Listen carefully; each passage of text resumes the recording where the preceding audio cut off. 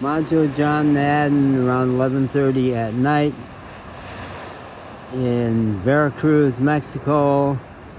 Over here we have, I think they call this a lagoon because it's mostly not open water. It's the Gulf of Mexico. And here's the big Hotel Mar y Tierra, which has been a big base of mine. And here are the only people walking tonight. I got here on New Year's Eve day, and this place was jumping. Kids did not go back to school until yesterday, Monday.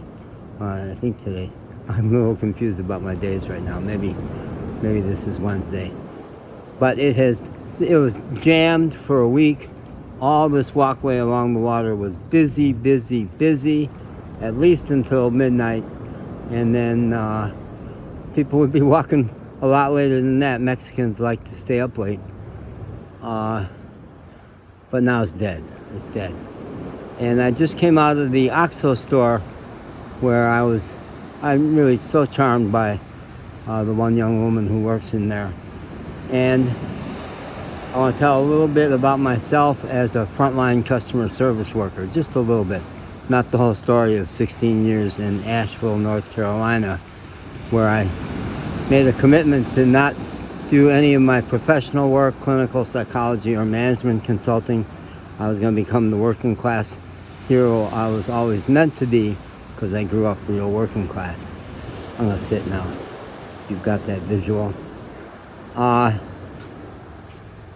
The job, out of 13 jobs in 16 years, I had my one-day jobs, my two-day jobs, my two-year jobs, and at the end I spent 7 years in 2 different grocery stores as a grocery store cashier. First Whole Foods, and then Whole Foods' major competition in the Southeast, which is Earth Fare. But along the way, I worked at both of the major resorts, the Biltmore Estate, America's largest home, Asheville, North Carolina's biggest tourist attraction, and the Grove Park Inn, which is a grand old southern inn. It's been bought out by some huge resort chain since I was there. But in the one main building, there was a row of retail shops, and we were meant to work in each of the 4 shops.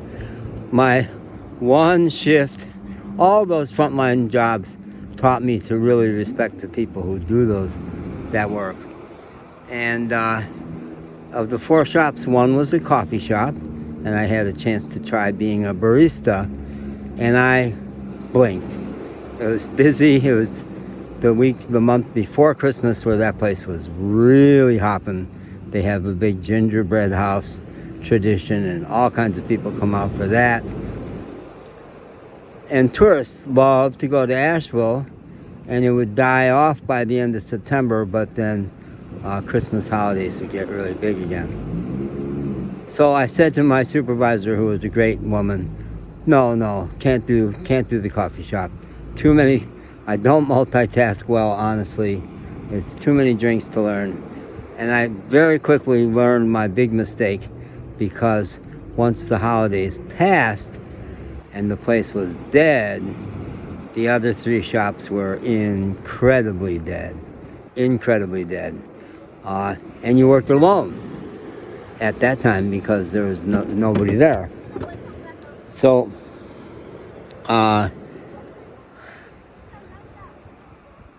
one day, we each would describe those other shops as being excruciatingly boring. And my boss came by one day and I said, Sharon, whatever her name was, I've dusted everything twice. I don't know what to do, because you were meant to keep busy. You weren't supposed to be sitting. You weren't supposed to be reading, although she would wink at that sometimes. It's supposed to be attentive and ready for customers should they walk through the door. And some days it would be a handful in the course of an 8-hour shift. And she says, dust it again. I mean, it was awful. Mexican frontline customer service workers have even more fun. You know, if you've seen the movie Clerks, there's a lot of reality in that. It's a great movie. Slackers entertaining each other during their shift. But Mexicans laugh so much in the course of a shift and tease each other so much in the course of a shift. This wonderful hotel behind me, really top of the line hotel here, 4-star hotel. When there's not a customer in front of people, they are laughing and teasing. It's pretty great. And I'm liking the slowness now. I'm a huge people watcher, and I'm crazy about Mexicans.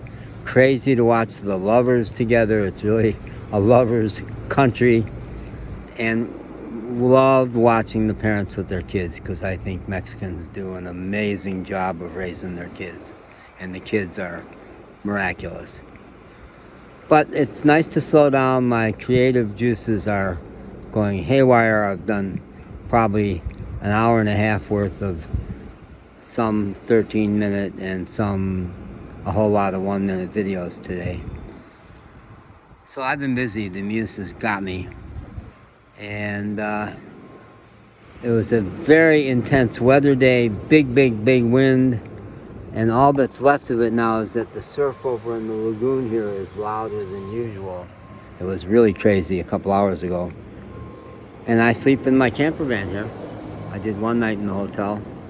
And it'll be very soothing tonight, because when it was busy, you would have people walking by a lot. And if I was really tired, I would sleep fine.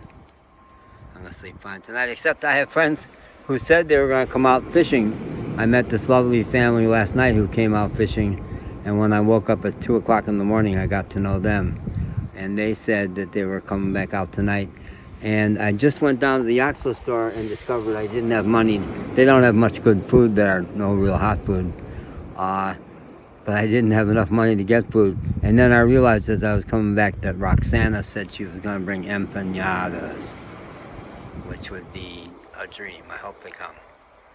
Okay, bye.